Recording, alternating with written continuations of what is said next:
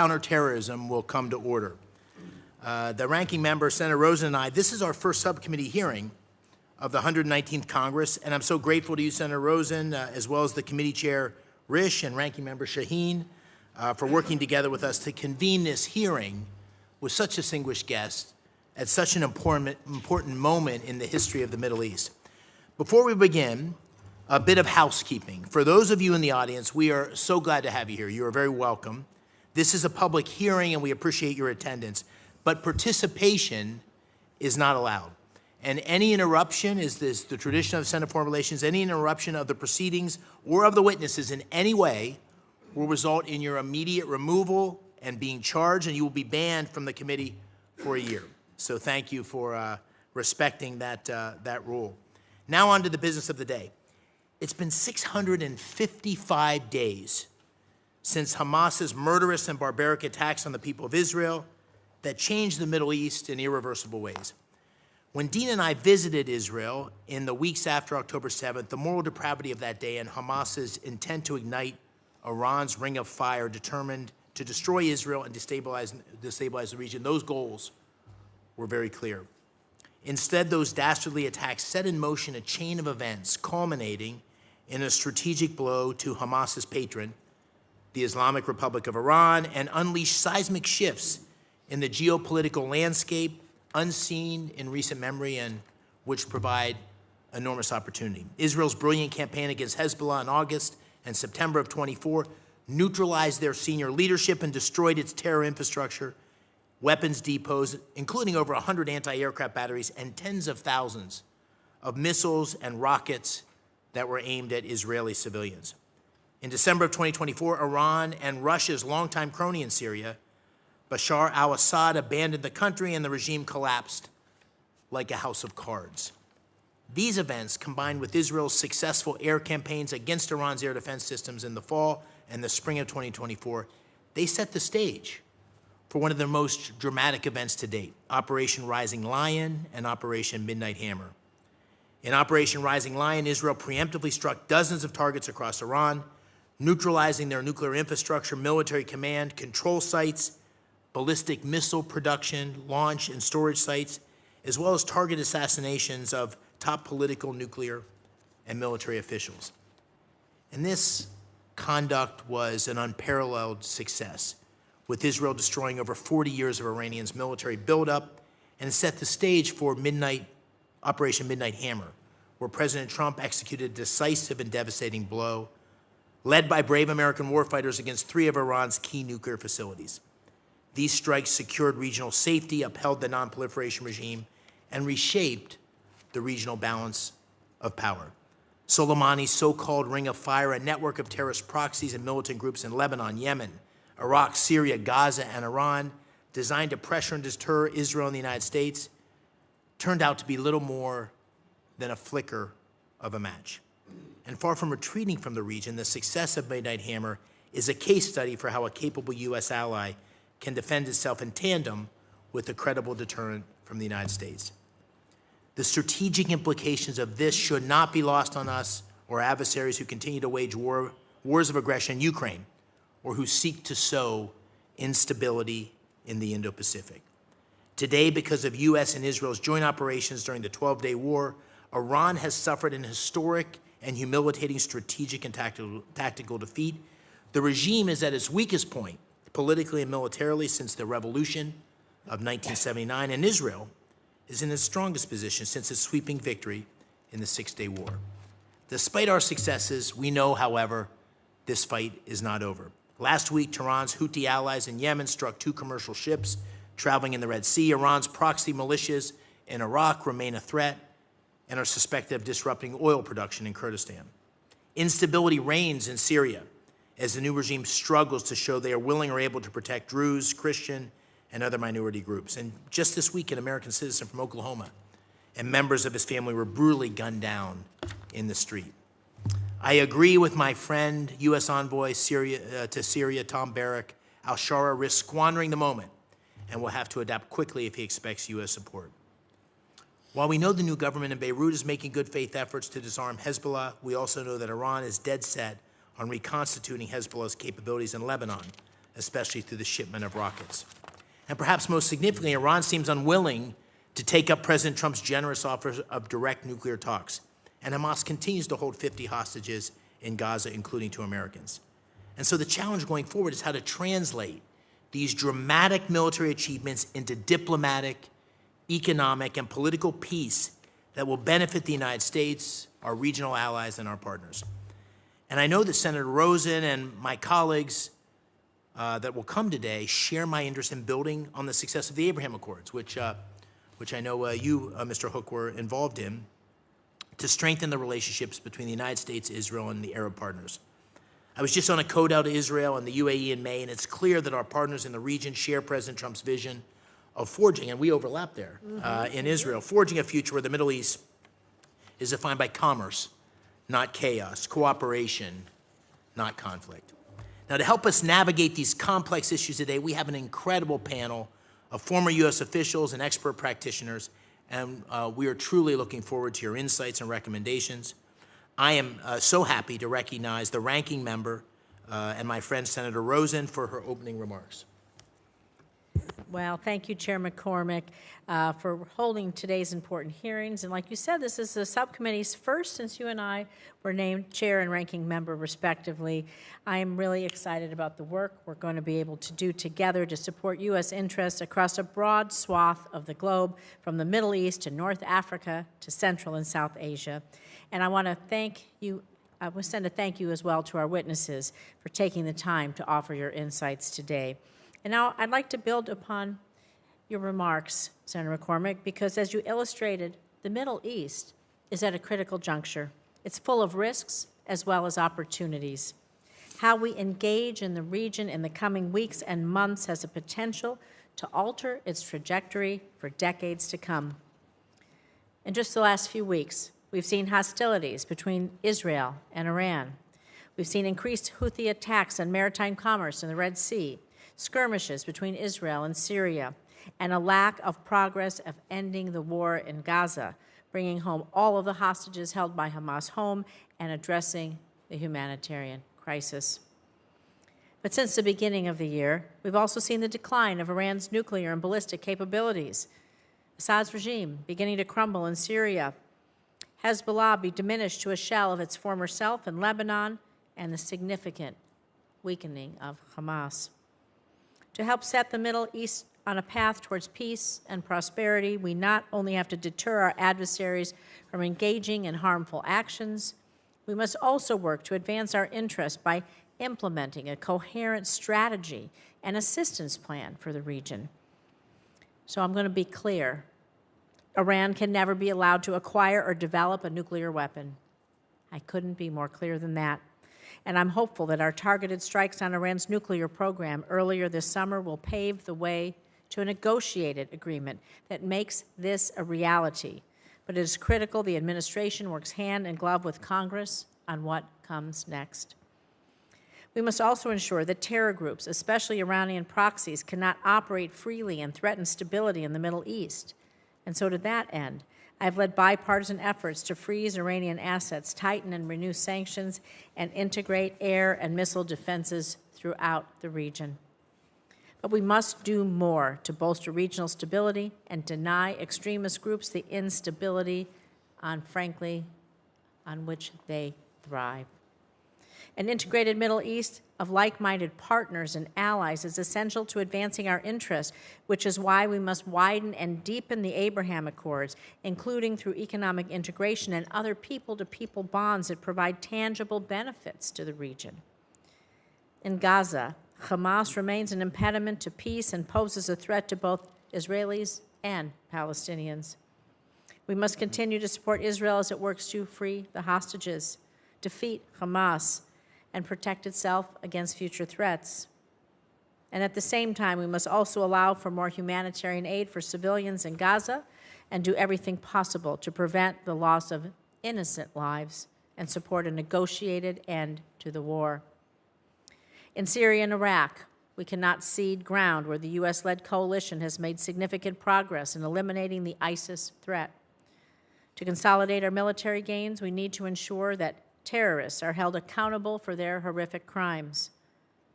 we must also make sure that there is a thoughtful plan for reintegration and rehabilitation of individuals from Al-Hol and Al-Roj camps.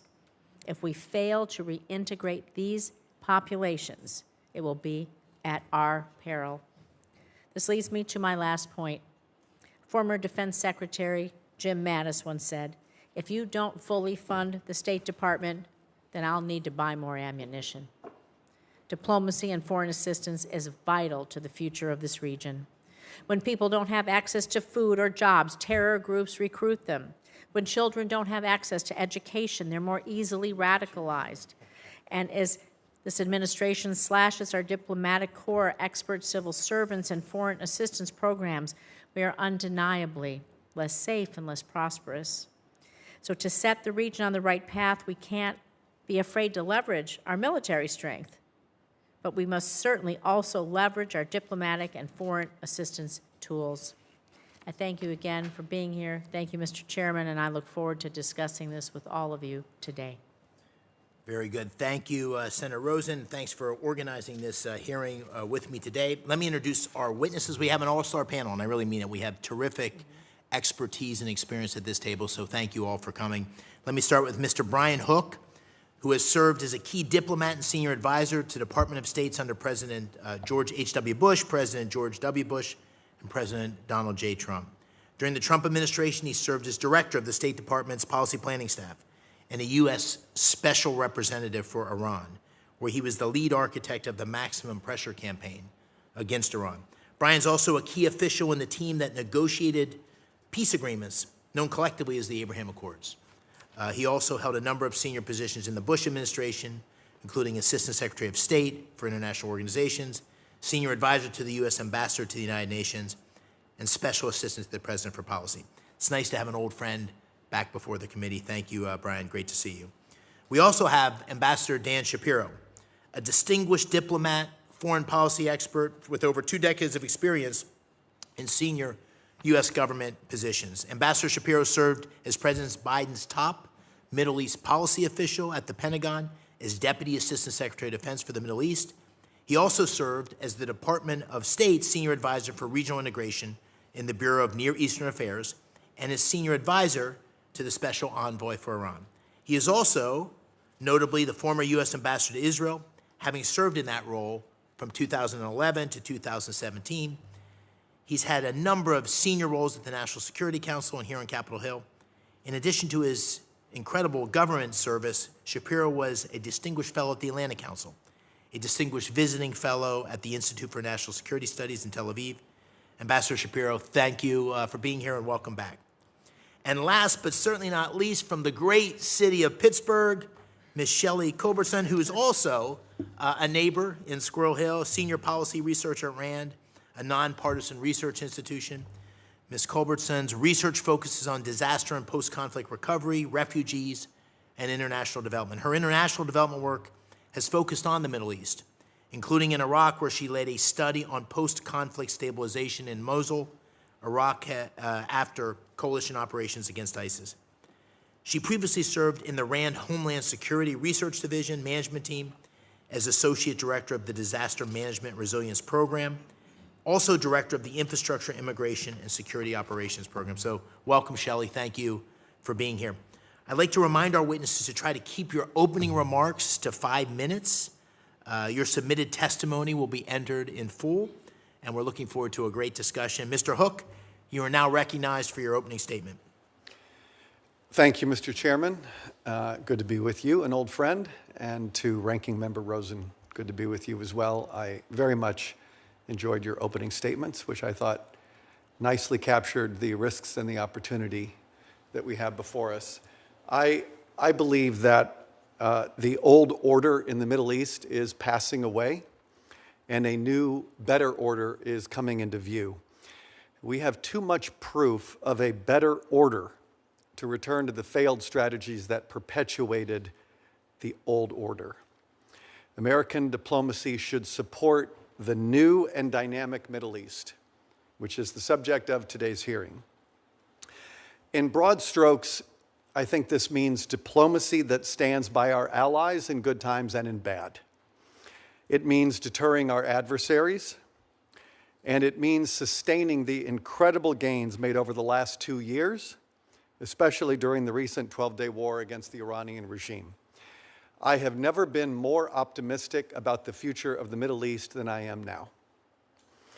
In the aftermath of October 7th, Iran's imperial expansionist project has come undone.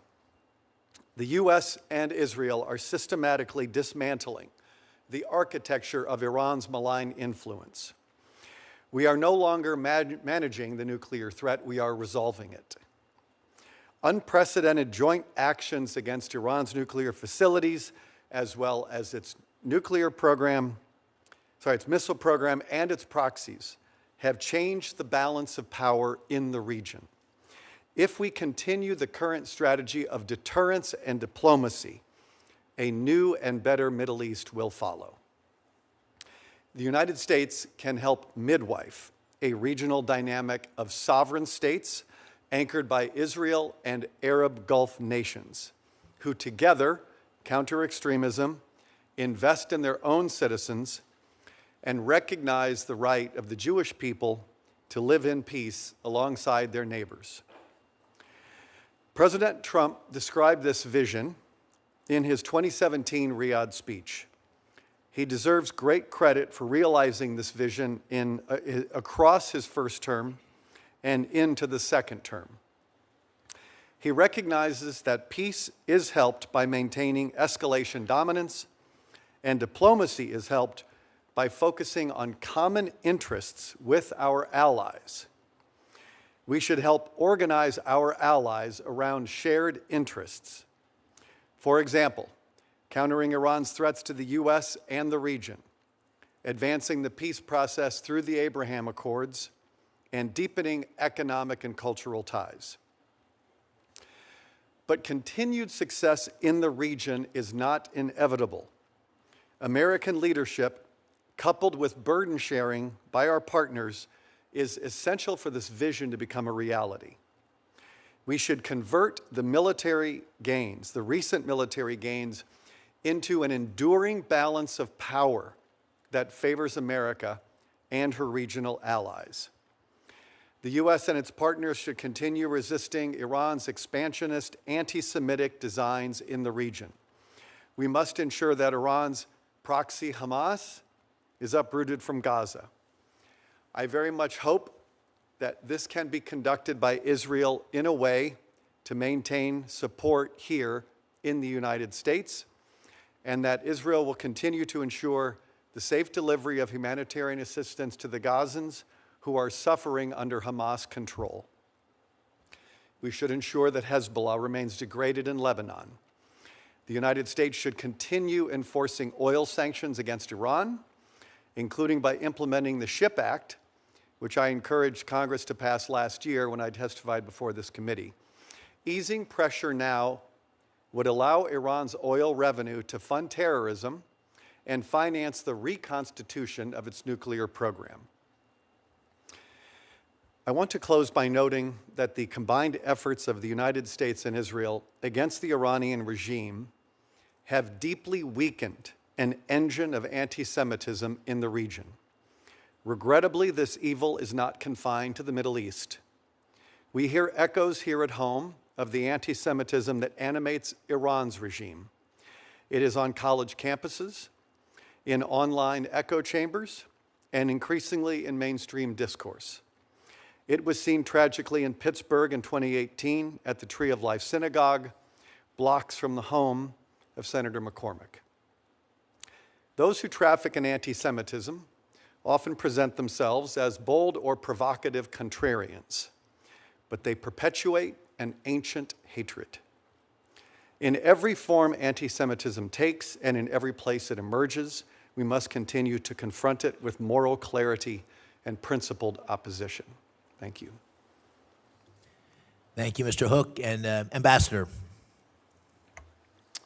Mr. Chairman, Ranking Member Rosen, distinguished members of the subcommittee, thanks for the opportunity to testify at this very timely hearing.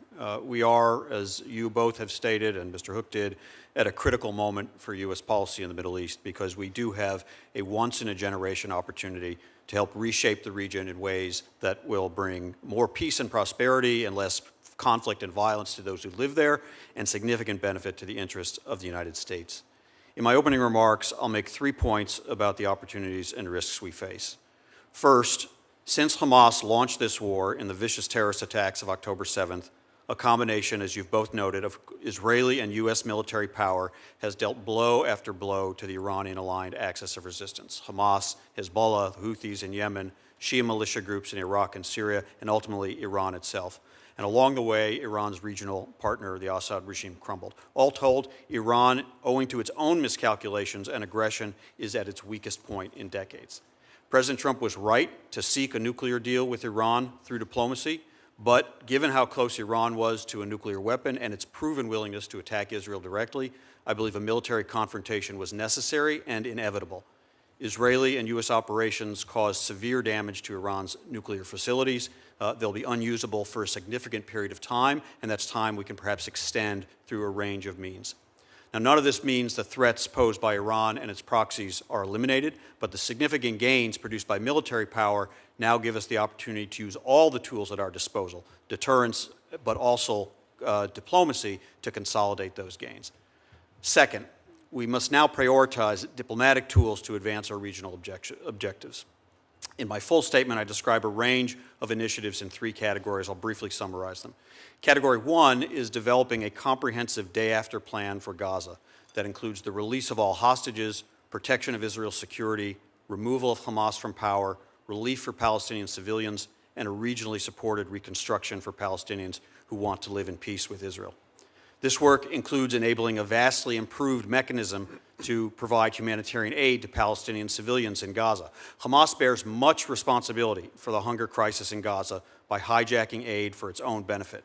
But the Gaza Humanitarian Foundation alternative is also vastly insufficient, and it's flawed and dangerous in its design, which has led to far too many deaths.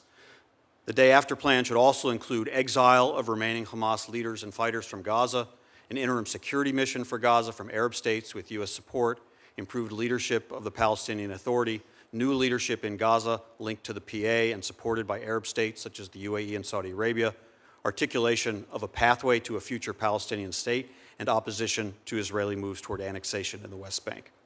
Category 2 is continuing and expanding the regional integration process launched by the Abraham Accords, one of the great events of recent Middle East history. This includes prioritizing discussions with Saudi Arabia on the timing, conditions, and mechanism of normalization with Israel, including the bilateral U.S.-Saudi agreements that can undergird it.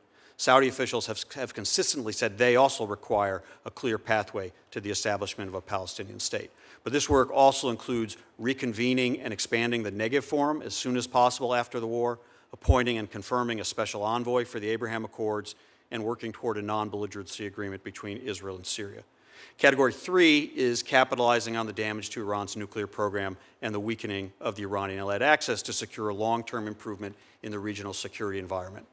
That means seeking renewed negotiations with Iran to sustain the gains of the military strikes, prevent the nuclear program's reconstitution, secure full access for IAEA inspectors, locate and remove Iran's enriched uranium stockpile, assure zero enrichment going forward, and achieve meaningful limits on Iran's ballistic missile inventory.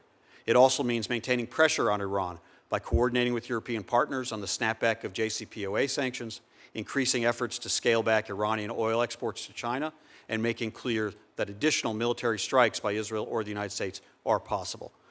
We must also prepare for the possibility of internally driven regime change, not as U.S. policy, but as something the Iranian people take into their own hands. But we should be providing appropriate support to the Iranian people now and develop a plan to support a transition so we're not caught flat-footed if the Iranian people do take matters into their own hands. Finally, I'll just flag 2 areas that cause me concern that could cause us to miss this opportunity. First, none of our goals for expanding regional integration can really get off the ground until the Gaza war ends. A 60-day ceasefire would bring much-needed relief, but it really must transition directly into the end of the war. That will require Israeli agreement to certain terms, but also intense pressure on Hamas by Qatar and other actors. If we miss this opening to end the war, the risk is that we'll slide into the only alternative, a full-scale Israeli occupation of Gaza, something the IDF has consistently told us they do not want to do. That will mean more dead hostages, more dead Palestinian civilians, more dead Israeli soldiers, no positive involvement by Arab states in Gaza's future, and deepening isolation of Israel. President Trump can help by withdrawing his Gaza Riviera proposal, which has emboldened some of the most extreme members of the Israeli cabinet to press for full-scale occupation, and I hope he would do that. That idea is widely rejected in the region, and it will discourage Arab states from helping stabilize Gaza. Second, the Trump administration is also dismantling, as Senator Rosen mentioned, critical capabilities that we need to advance U.S. interests in the region. Right after the war with Iran, the State Department imposed drastic cuts to personnel, including experts in nuclear diplomacy, sanctions enforcement, counterterrorism, post-conflict transitions, and Israeli-Palestinian relations. Just when we need to help stabilize Syria and Lebanon, the elimination of USAID means we don't have functional and adequately resourced foreign assistance programs that can help. And just when we need to counter the propaganda the Iranian regime feeds to its population, we've decimated our international broadcasting capabilities so they don't hear from us. And meanwhile, China is deepening its activity and influence in all these areas everywhere the United States pulls back. I feel that's a serious own goal, and it's going to harm our ability to seize these opportunities in this dynamic Middle East. I hope it'll be reversed. Thank you, and I look forward to your questions. Thank you, Ambassador. And Ms. Culbertson, I'll turn to you for your opening statement, and then Senator Kaine, we're going to be here for the whole hearing, so I know so we'll turn to you for questions as soon as we finish with this opening statement. Man, nobody ever lets me jump to the head of the line. It's the first time in 13 years here. We haven't heard your questions yet. Thank you. Thank you. Please go ahead. Thank you. Chairman McCormick, Ranking Member Rosen, and members of the subcommittee. Thank you very much for the opportunity to testify today. I'm a senior policy researcher at RAND, a nonpartisan research organization. We meet at a pivotal moment for the Middle East and for the role of the United States in shaping its future. Operation Midnight Hammer and the military activities leading up to it have set back Iran's nuclear capabilities and weakened its proxies. Hamas has lost capacity and credibility. Hezbollah is diminished, opening the way for the Lebanese state to reassert authority. In Syria, the United States lifted sanctions on the new government to enable recovery. Iraq is preparing for elections that could further erode Iranian influence. The common thread, Iran's ability to project disruptive power across the region, is waning. But Iran is down, not out. We now face a strategic opportunity to set a new course for the Middle East. This opportunity cannot be secured by military means alone. It requires a renewed approach grounded in diplomacy, economic facilitation, humanitarian leadership, and strategic investment. The United States can reestablish itself as the partner of choice, as the country that helps people in the region solve problems and realize their aspiration for security, prosperity, and even normalcy, instead of Iran, Russia, China, or extremist groups. It is in U.S. interest to do so. This means rethinking what constitutes U.S. interests. Civilian displacement, state collapse, and economic despair are not peripheral. They're central to long-term global stability. These are, of course, primarily the responsibility of regional governments, but the United States has powerful tools to support progress. Doing so is not charity, it's strategy. The U.S. has repeatedly sought to reduce its footprint in the Middle East, only to be drawn back in again and again. Every administration since Jimmy Carter has launched new military operations there in response to threats to American interests. This has meant chasing symptoms instead of solving underlying problems. We now have an opportunity to break that cycle. Here are 5 steps the United States could take. First, mediate the ends of conflicts. In Gaza, Syria, Lebanon, Yemen, and Libya, conflicts continue to destabilize the region, fuel humanitarian crises, and create vacuums for malign actors. U.S. diplomacy has already shown promise, including through the Abraham Accords. We can build on this by helping to end the war in Gaza, brokering Saudi-Israeli normalization with meaningful provisions for Palestinians, and mediating local disputes in Syria, as we once did successfully in northern Iraq. Second, address long-term humanitarian crises. The Middle East has over 24 million displaced people, many with no realistic path to return home, integrate, or resettle. Displacement on this scale is not just a humanitarian concern, it's a driver of instability. Global refugee systems are broken.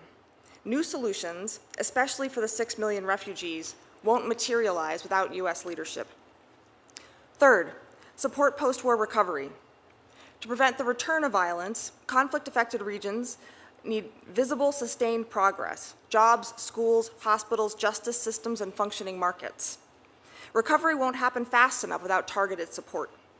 The Marshall Plan succeeded not just because of money, but because it coordinated conditions to restore trade, public finances, and private investment. Fourth, help improve governance and create jobs. High youth unemployment and poor governance were major drivers of the Arab Spring and remain sources of unrest. These are not just internal challenges, they're regional risks. U.S. support for better policing, public services, vocational training, and economic reforms can reduce the appeal of extremism and show that we are a partner in progress. Fifth, focus on strategic priority locations. Iraq, Syria, the West Bank and Gaza, and Lebanon each face serious challenges, but each could become a model of recovery and partnership. A focused effort across them, anchored in civilian tools, can prevent return to war and reinforce U.S. leadership. None of this requires the U.S. to act alone or bear every cost, but we can lead where others cannot. We can align incentives and coordinate allies, multilateral institutions, regional partners, and the private sector. Let me close with two futures. In the first, conflicts grind on, economies remain stagnant, Iran, Russia, and China fill the vacuum, extremist groups like Hamas and ISIS exploit social gaps, refugees flee, and the United States is pulled back in again and again. In the second, the United States steps forward with strategic leadership. We help end wars, we support government in rebuilding, cities recover, youth find work, the region stabilizes, and draws closer to us and our allies. We can choose, at least in part, which future unfolds. We have willing partners. While recovery is the region's responsibility, it's in our own national interest to stand with them. Thank you, and I look forward to your questions. Thank you, Ms. Culbertson. And Senator Kaine? Thank you for hosting this hearing. It's really important, and I think I'll hopscotch around a little bit because there's so many different topics.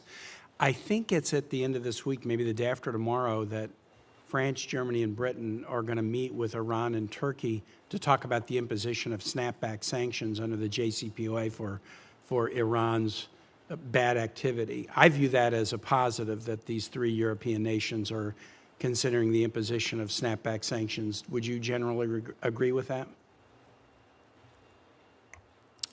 Senator, I do agree. I think it's very important that that leverage be used to try to move Iran in the direction we need them to go, which is to relinquish their highly enriched uranium and their any residual enrichment capability. I believe those meetings are coordinated between the Europeans and Secretary Rubio, as they really need to be, because the Europeans are the ones who hold that key, and that needs to be a partnership. And again, we don't know the outcome of these, so the proof's in the pudding. But do Ms. Culbertson, Mr. Hook, do you generally agree these allies trying to use the tools of the JCPOA to snap back sanctions could be effective leverage? Yeah, I supported snapback in 2019, 2020, because we believed that Iran was in sufficient breach of its nuclear obligations that it justified triggering snapback sanctions. The E3 were not with us then. I am very heartened to see them with us now. I think that... Had we already pulled out of the JCPOA in 2019? Yeah. Yeah. So it was a little bit hard to convince them to, use the JCPOA when we had backed away from the table, but it is, and I agree with you, it would have been better had they done it earlier, but at least it is a tool, so we'll cross our fingers that maybe Agreed. The discussions might be helpful. A couple of you just mentioned, but really didn't give us a report on Iraq. What's going on in Iraq right now? So as Iranian influence is weakened with Syria, the Hezbollah being weakened, the Houthis they're sort of weakened, but sort of maybe sitting back and waiting. But what's going on in Iraq? Has the Iranian weakening weakened their hold in Iraq, or is that still something that the committee needs to pay a lot of attention to? Iranian weakening is evident in Iraq. I think we can see this in the muted response from the Iranian-backed militias during the recent fighting between Israel and Iran. It seems that the younger generations in particular want something different in their future rather than increased fighting, and they also recognize their weaker position and inability to be as effective as that could be. And so therefore, they're becoming more and more engaged in interest in domestic affairs. Iraq's prime minister has been somewhat effective in keeping stability and starting improvements on better development of public services in the economy, and there's momentum there that merits U.S. support to continue in that direction. Please. If I could just add, Senator, during the Biden administration, we negotiated with Iraq a 2-year transition of Operation Inherent Resolve, our counter-ISIS mission, with the ability to extend that further by mutual agreement. And so I think it's something I hope the administration will turn to, since the Iraqi Shia militias have largely been deterred from additional attacks against U.S. forces after some early attacks in the first months of the war. I think there's a good opportunity to find a more stable basis to maintain a U.S. presence that supports the Iraqi security forces continuing the counter-ISIS mission, provides some reassurance to our Kurdish partners, and also gives us a presence, quite limited presence, but a presence that nevertheless allows us to balance Iranian influence and compete with them. Let me ask this. With Hezbollah weakened, how important is it that the United States continue to support the Lebanese armed forces?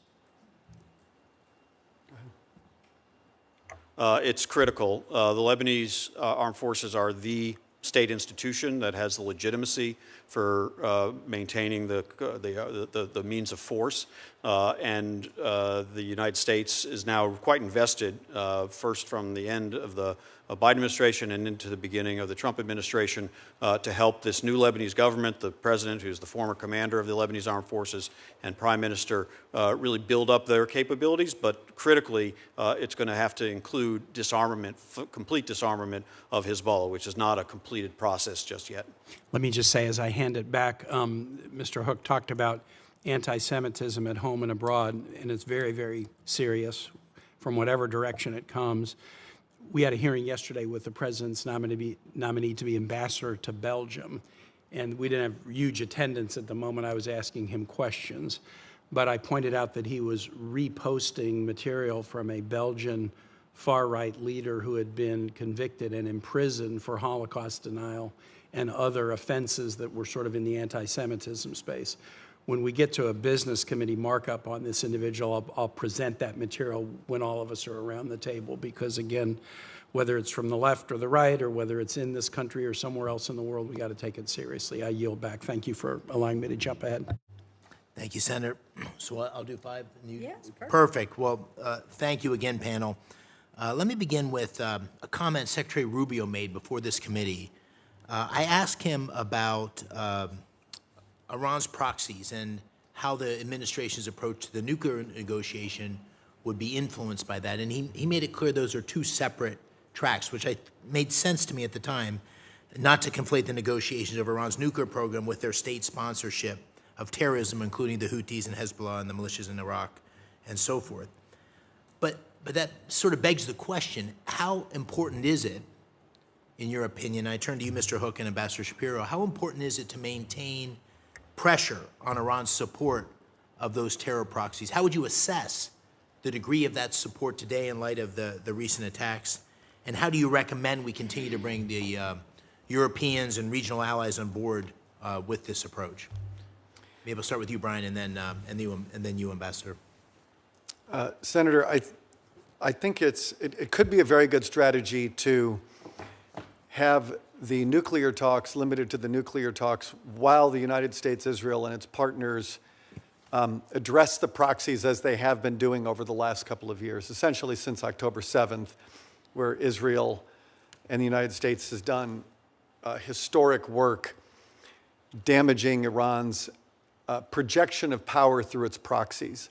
And when I think about Iran's military strategy, it doesn't really depend on an army or an air force or even much of a navy. It's proxies and missiles. and then the nuclear program would be something that moves it to a much more significant threat. But until that day comes, they have to focus on proxies and missiles. Both have now, with the exception of the Houthis, have been so, I don't want to overstate it, but to say that they're neutralized. But Iran's power projection is nowhere near where it was. And my hope is that this becomes the new normal for the region. And that you have this strong, I think the Abraham Accords, it originally, a lot of the work was around the UAE and other Gulf countries working with Israel to counter a common threat of Iran. And that work should continue. This is, I think, part of the burden sharing. If we can increase cooperation between Arabs and Israelis to counter extremism, to counter threats presented by the Iranian regime, that is a very good strategy for the United States to get behind. And so I support continuing the work to stabilize the region by addressing Iran's proxy warfare in the gray zone, which they have been remarkably successful at. Those same proxies killed 603 Americans in Iraq alone. And so it has been at enormous cost to the United States. But I believe that and then the missiles, obviously in a much different place, taking out the missile production, the missile launchers, and the missiles themselves, takes away another power projection capability that the regime has. So the Europeans, I think, are much more alive to the Iranian threat through the war in Ukraine. And I think the Europeans the E3 especially, are in a much better place in some ways because Iranian drones are flying in Ukraine. Thank you. Mr. Ambassador, I'm sorry, you only have about a minute before I turn to the next question. Sure. But please. Well, I agree very much with what Mr. Hook had to say, but I'll just add, Iran remains motivated to try to rearm these proxies. It's going to be very difficult for them initially, but they will look for those openings. If there is chaos in Syria, they will try to find their way between the cracks. They will try to restore.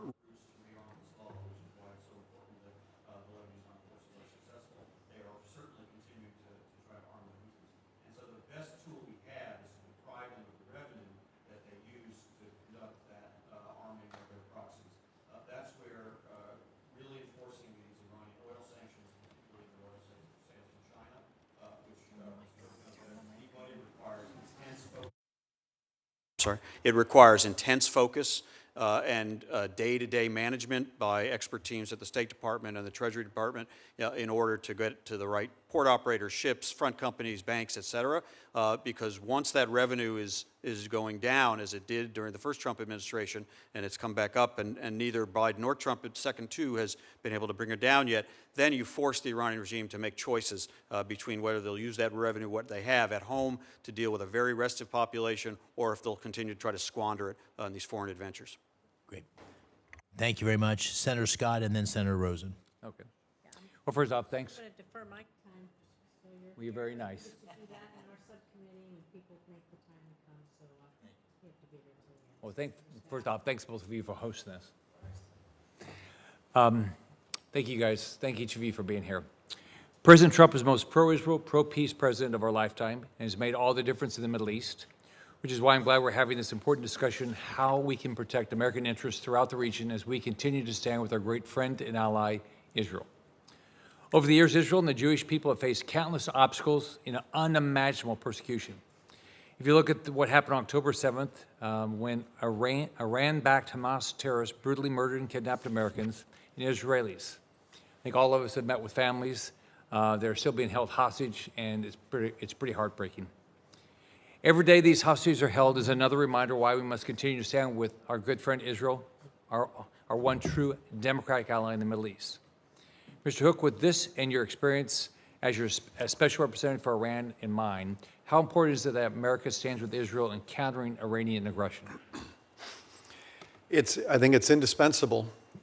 It's absolutely indispensable for us to, as I was saying earlier, There is a favorable balance of power now in the Middle East, and the Iranian regime is facing its worst crisis in its 45-year history.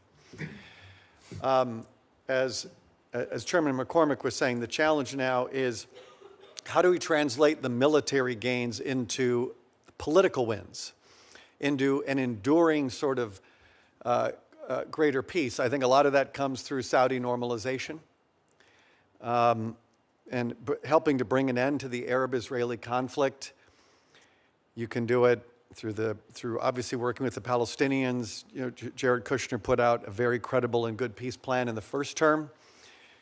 That created, I think, an opening when the PA walked away from the table for the Emiratis to come to the table. And then we had our first Abraham Accord, and then Bahrain and Sudan and Morocco. I think that that should continue.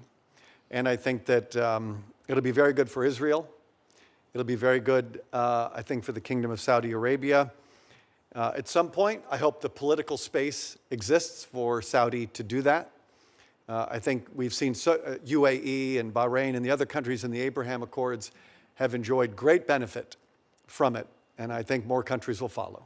Bottom line is we need to stand with Israel.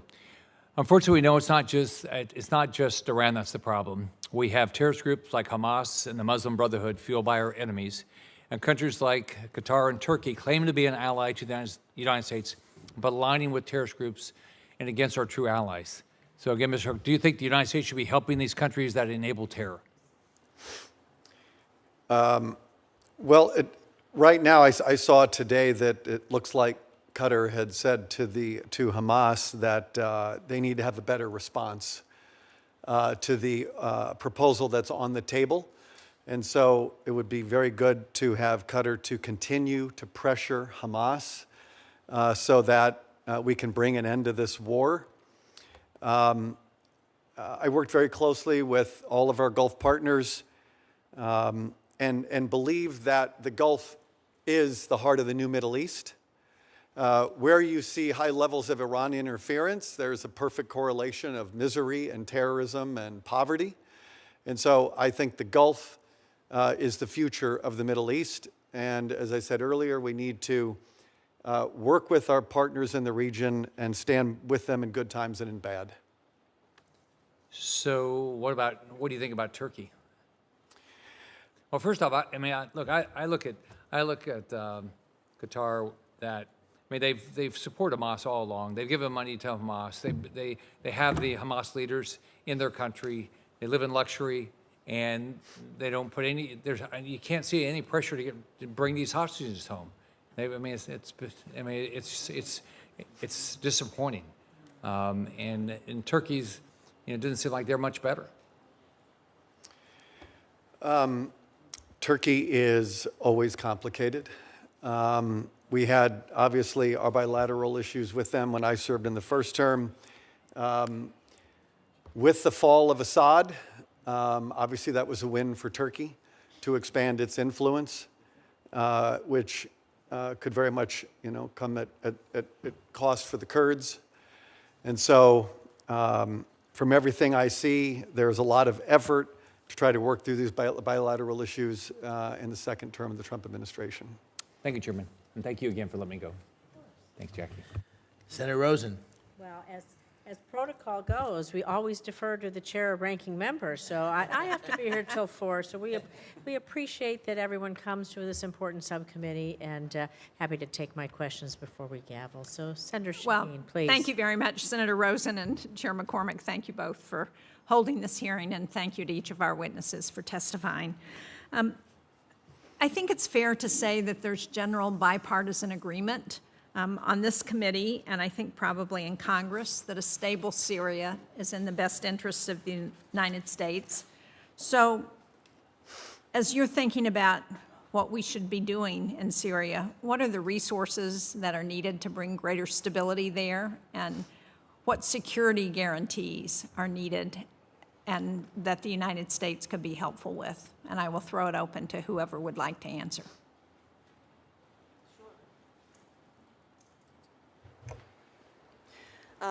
Syria also is at a pivotal moment coming out of war, but with a very fragile government and society. And I think there are a number of steps that we should be taking now that Syria's met the criteria to lift sanctions on them. They're not perfect, but it's important that Syria succeed.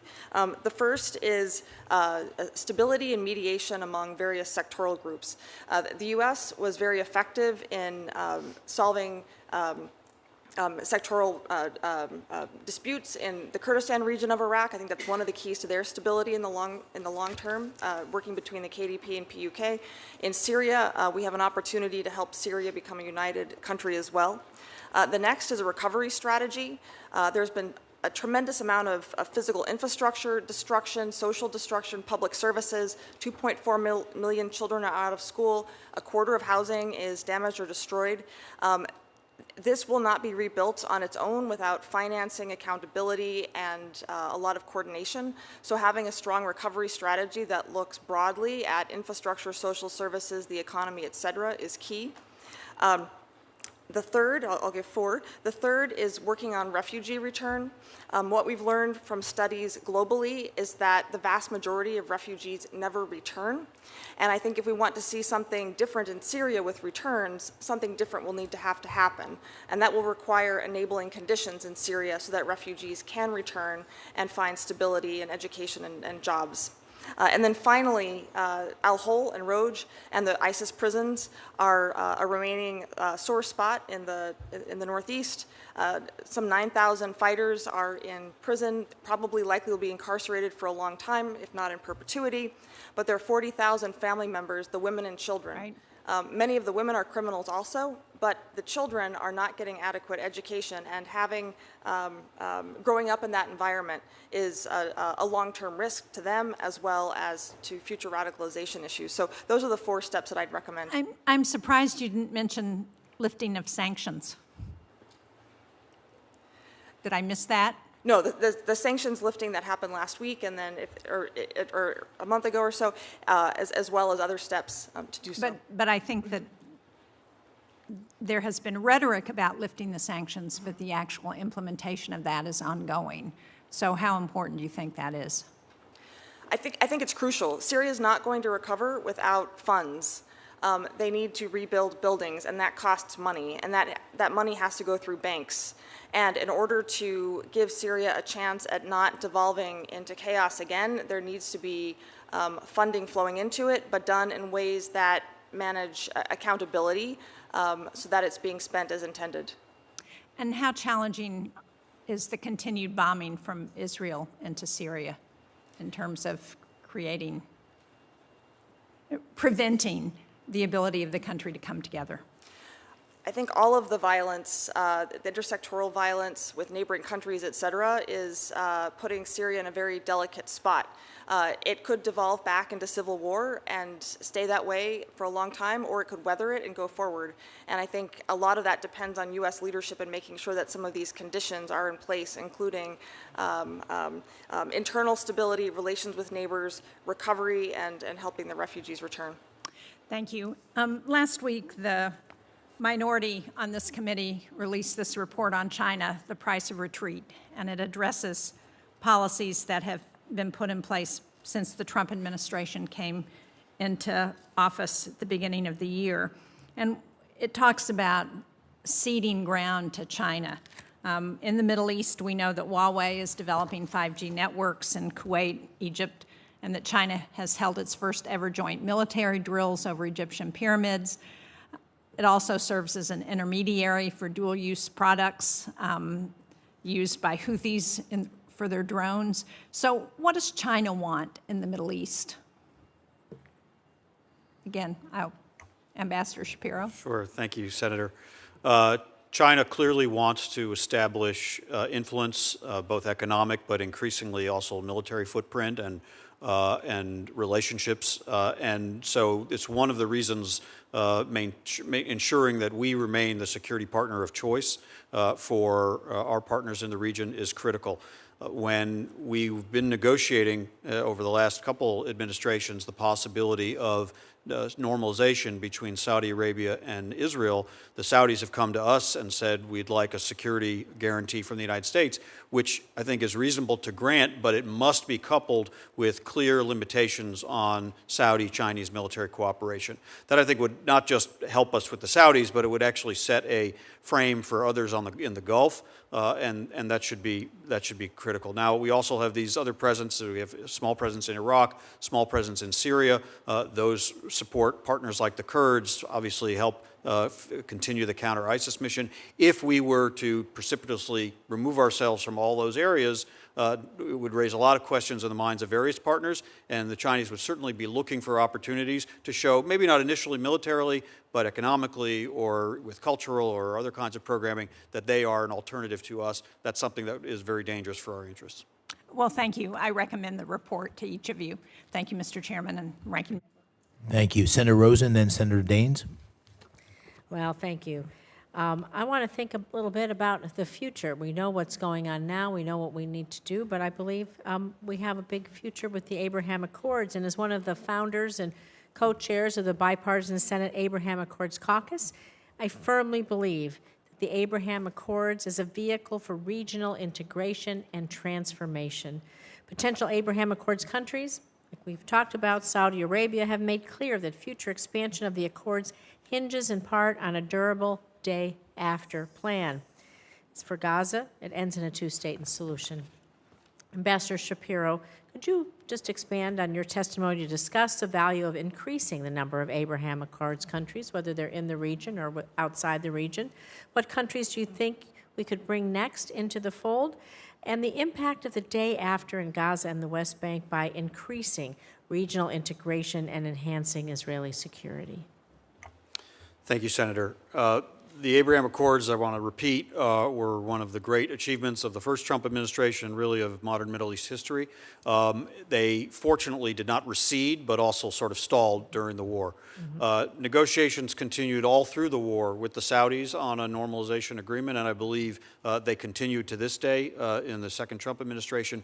I don't think the Saudis are likely to come to that agreement until the war in Gaza is over. And they have said, the Crown Prince and other Saudi officials repeatedly, they would like to know that there is a pathway to a future Palestinian state. That can be defined lots of ways, but that should be part of this. But I do think there are indications that as long as their public and other Arab publics are seeing the scenes of combat and hunger and deprivation out of Gaza, even though they put as much of the blame on Hamas as anybody does, it doesn't create the political context for them to move forward. But we shouldn't just focus on the Saudis. I mentioned the Negev Forum, which has sort of gotten lost in the story. Negev Forum is amazing. I used to chair I used to be be the U.S. chair of the steering committee of the Negev Forum, which is the U.S., Israel, UAE, Morocco, Bahrain, and Egypt. And so as soon as possible, coming out of the war, we need to reconvene that group and show that this is a multilateral organization that can drive the benefits of regional integration and normalization to their citizens with the working groups on water, on health, on education, on tourism, and the like. But it needs to be expanded. Jordan, we were right on the verge of bringing them in before October 7th. They should be brought in. There should be a role for the Palestinians, not maybe as a full member, but the Palestinian Authority should be present. But I wouldn't stop there. Mauritania, Indonesia, some other smaller Arab League members in Africa have expressed interest previously in joining the Negev Forum and building out that sense of a community of U.S. partners, Israeli and Arab, all working together on those regional problems, but also in the context of a day-after plan, some of those countries coming to Gaza to fund reconstruction, others coming as the troops of an Arab-led or U.S.-partnered security force to provide the security in that interim phase. That's a real opportunity. Yeah, as been to the Abraham Accords countries multiple times and multiple trips to the region. Everyone discussed the possibilities and the all the things that we could do based on the Negev Forum in so many of those areas: water, energy, transportation, cybersecurity, education, and even tourism, right? And so I really look forward to that. I have just a minute left. I'm going to just ask you, Ambassador Shapiro, about the U.S.-Israel Memo of Understanding. You highlighted in your testimony the current 10-year MOU between the U.S. and Israel key part of our bilateral relationship. The current MOU underscores our long-term security commitment to Israel, facilitates robust military-to-military cooperation, and provides Israel with the platforms and systems it needs to maintain its qualitative military edge. The MOU expires in 2028. So can you talk about how the MOU and re-upping it or modifying it, whatever we need to renegotiate that, it will advance our mutual security interests? Sure. Thank you, Senator. It obviously remains a U.S. interest that Israel be able to defend itself. We've seen the kinds of threats they've faced from multiple fronts. And as an ally that brings major capability to deter and defeat common adversaries, this obviously serves American interests as well. Now, it is important to start that process now so that if an agreement can be reached, let's say a year from now, that's 2 years before the expiration of the current MOU, that means you don't have a gap in the acquisitions necessary. But there needs to be a full analysis done as part of that negotiation of the threats really of the next 2 decades, because that's when this MOU, what it produces, will actually bear its fruit. We didn't, when we negotiated the one from 2016, fully anticipate the drone threat that has emerged. Clearly, a major part of this is going to need to be refurbishing and replenishing and upgrading Israel's already excellent missile and air and missile defense, Arrow and David Sling and Iron Dome, and now Iron Beam, but we see the proliferation of those threats, so that's going to need to be rethought. And there are opportunities to think about how Israel, as now a partner to a number of these other Arab states that it has normalized relations with, and we hope there will be more of that, under the umbrella of CENTCOM's convening ability, can actually maximize, get more bang for its buck as the leading partner, but together with others that they are interoperable with, that they train with, that they share radar and other data with. That's something that could also be countenanced and embedded within the MOU discussions. Thank you. Thank you. Senator Daines. Thanks, Chair McCormick. A few weeks ago, I made a swing through the Caucasus. This is a question for Ambassador Shapiro. I had the privilege to meet with President Aliyev. We had a very productive conversation. I think one of the undertold stories of what's happening certainly in that region of the world is what they've done to support Israel in terms of energy resources. I also had a chance to meet with the Israeli ambassador to Azerbaijan, Ambassador George Deek. It was a unique opportunity to explore the long-standing diplomatic ties between Azerbaijan and Israel, a relationship that only looks to grow stronger with the announcement of the SOCAR oil deal, which I think is going to help diversify the Israeli energy opportunities. Ambassador Shapiro, do you believe that Azerbaijan's relationship with Israel, which I think is an undertold story, might stand as an opportunity for other Islamic nations to expand diplomatic ties and work to normalize relations? Thank you, Senator. I do. I think this relationship, as you said, is sort of underappreciated. Sometimes people would say, how can we expand the Abraham Accords? Maybe Azerbaijan. Azerbaijan has had diplomatic relations with Israel for many years, but it's one of the leading Muslim countries that has done that long before the Abraham Accords came on the scene. And because of their proximity to the region and even to the threats Israel faces from Iran, they've been a security partner because of their energy resources. They're an energy partner because of their Muslim population. They have and I might add with that is it's the only country in the world that borders Russia and Iran.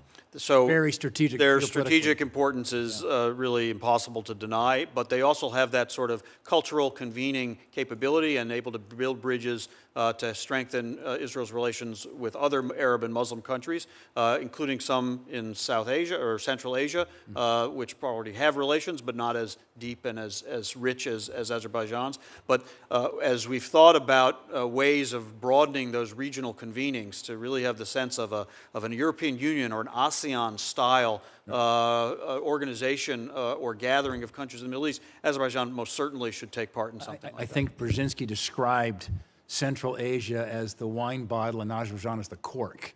Becomes a very important part of that east-west type corridor that you want to see happen here with Central Asia embracing, moving more in this direction when you think about who they're surrounded by and their neighbors to the north and to the east. Mr. Shapiro, in your testimony, you also laid out several things that have changed over the last 7 to 10 years regarding Iran's nuclear production and weapons delivery capabilities. I'd argue that Iran's intent is and has always been, regarding the nuclear capabilities, to create a nuclear weapon. If they were trying to create peaceful nuclear operations, why are they doing it way underground, why it took the B-2s to destroy that versus something on the surface? So I think we've settled that question. I think under the Obama administration, we had a big fight up here on Capitol Hill. What's Iran's intent? And I think we've been vindicated in terms of it was to build a nuclear warhead. Looking at their current capabilities, behavior, and rhetoric, do you believe that the U.S. should be concerned about their space program? Just in the last 24 hours, there have been news reports about the Iranians launching a rocket here for their satellite program. They're saying it's for peaceful purposes.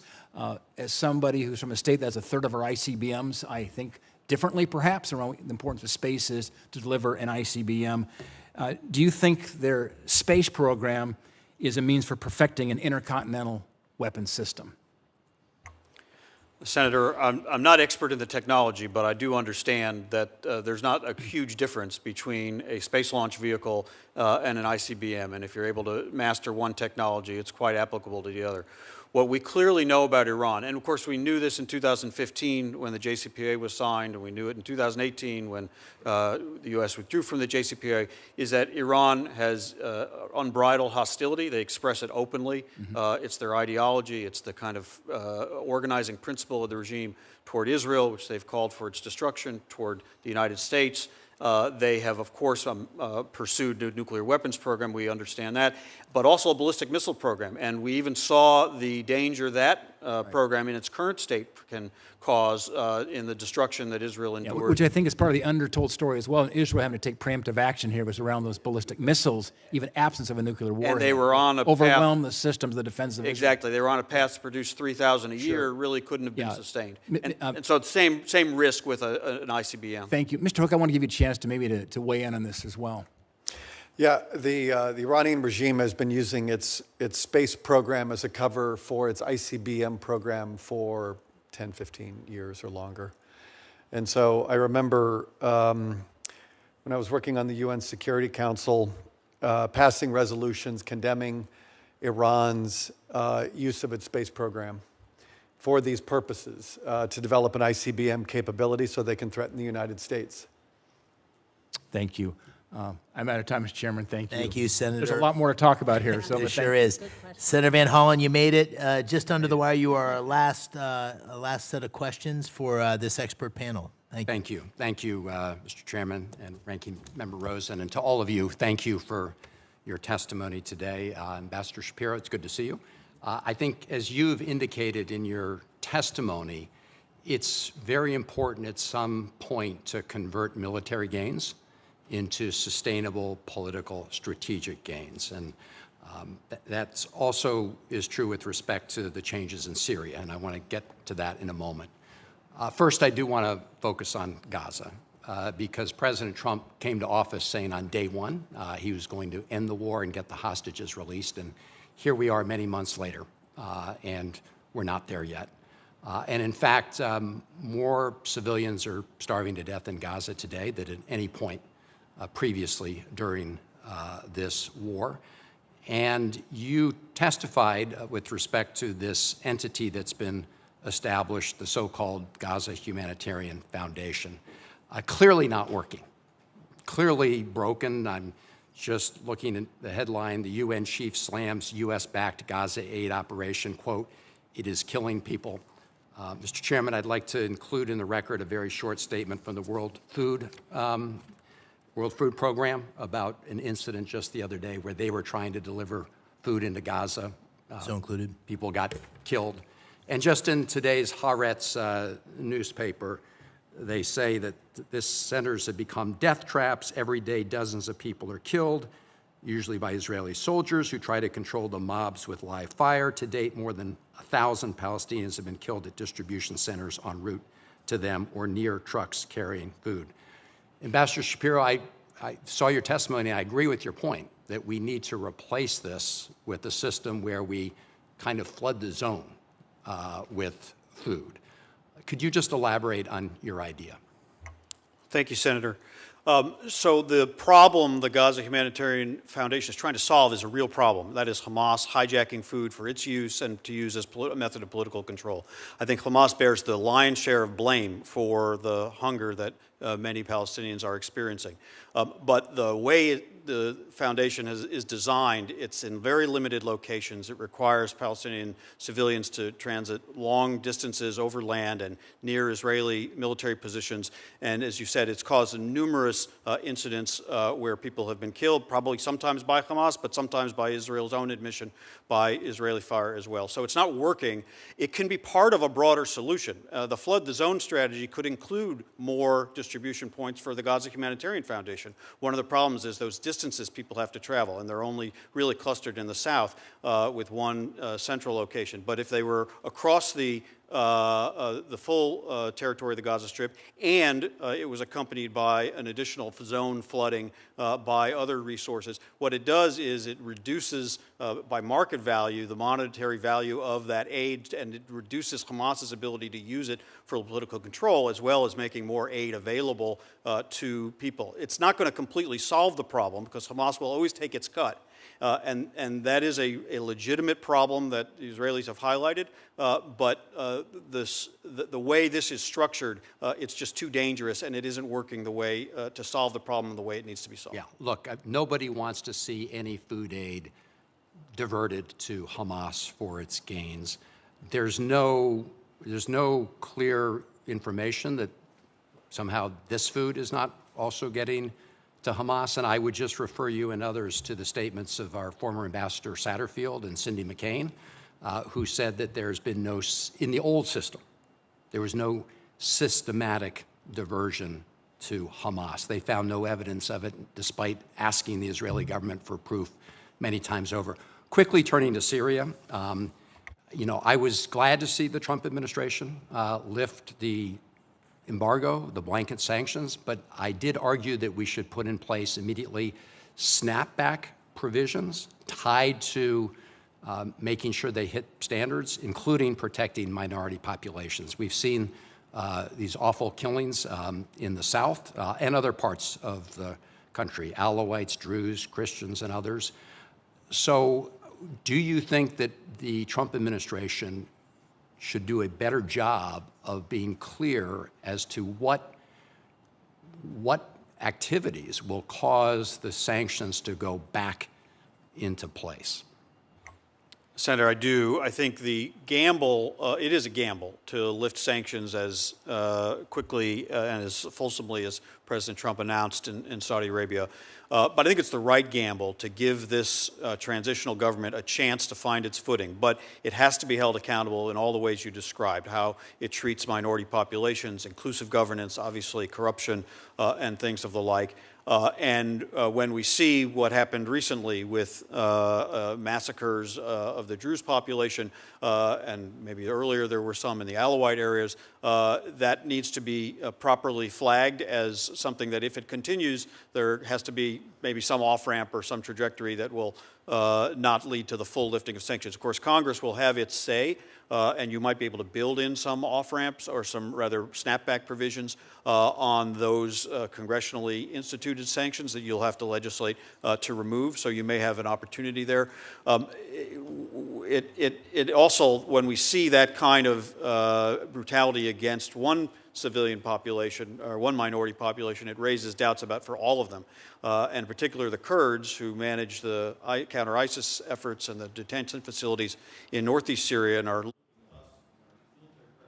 to help sustain them. Their willingness to take that next step toward peaceful integration into Syrian national institutions will clearly be up for grabs and maybe not be able to happen if the Syrian central government is not living up to those commitments. So I do think it should be very clear what our expectations are, and there should be some conditionality for the full implementation of the lifting of sanctions. Thank you, and I appreciate your bringing up the Syrian Kurds who have been our allies in the fight against ISIS, and we need to keep our commitments to them. Thank you, Mr. Chairman. Thank you, Senator. Thank you to our star guest. I'm going to step away and give the gavel here to the ranking member. I want to thank you for your participation. She has a couple more questions. We're grateful for you to be here. I think a very good discussion. Thanks to the committee staff for making it happen, too. Thank you.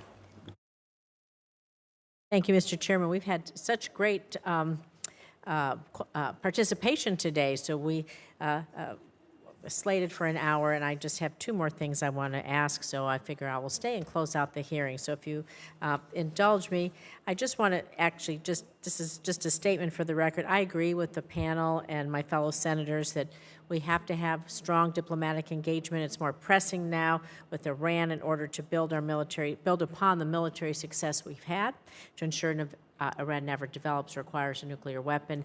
And of course, as Senator Daines talked about, we have to watch what they're doing in space, because we know space is an integral warfighting domain. Well, real space and cyberspace, but those are that's for another hearing. I want to ask two things. One is, they're both to Ms. Culbertson. One is about the Iraq reintegration program, and the other is about Gaza reconstruction. So I recently returned from a trip to Iraq. I was in Erbil and Baghdad. I was struck by the complex integration challenges that's facing the state. A large number of internally displaced persons still residing in the Kurdish parts of the country, also tens of thousands of repatriated individuals from the Syrian camps.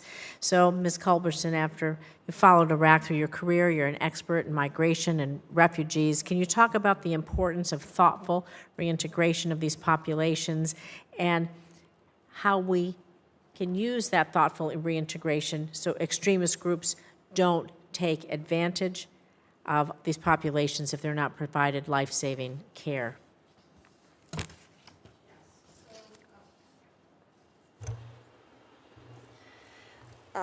Iraq still has about 1 million internally displaced people, along with hosting a lot of Syrian refugees. What we've found in a number of our studies is that it's very difficult for host countries in the Middle East to absorb the refugee populations that they have. And some of that is based on policy. So a couple of the policies are not allowing refugees to fully participate in labor markets. There's not enough aid to go around, so not being able to work and have jobs then puts these people in a bind and leads to a lot of poverty. The Kurdistan region of Iraq is one of the few places that actually allows the refugees and the IDPs to work, but its economy is pretty constrained, and they have not been able to do so as much. So for refugees to integrate into the Kurdistan region of Iraq, the issue there is largely economic rather than policy. To help Syrian refugees return, as mentioned, in our studies, when we've looked at global refugee situations, the vast majority of refugees don't return. On average, 10 years after the end of a conflict, only about 30% of refugees have returned. And so a lot of this is because the conditions in the source country are not sufficient for them to voluntarily want to go back. And those are some of the conditions that we've talked about here, which are needing to have stability and not being afraid of violence upon return. In Syria, about a quarter of housing was destroyed, and then among abandoned housing, squatters moved in. So if refugees want to return, there's no place for them to live. The schools are not sufficient to absorb large numbers of people. The labor market can't either. So the United Nations is anticipating 1 million or 2 returnees over the next year. I think this number would be very hard to attain without having additional activities to make Syria stable and a place where refugees can go and stay and see that they will have a stable, safe life. Thank you. And actually, I'm going to ask everyone really quickly for this is my last question, because we all know that we need to see the release of the hostages. We all know that we need to have humanitarian aid come in and help the people in Gaza, and we all hope for the day after. So if you would just briefly, each one, tell me what you think the most important thing is that we can do to begin that process, what you might recommend, and I will just finish out the hearing with that, because I think that's the most pressing topic on the minds of so many right now. Ms. Culbertson, we'll start with you. Sure. There are a lot of needs for the Gaza day after. The first one that always comes up is security. I'll let my co-panelists speak to that. A huge issue is the level of destruction and where Gazans can live.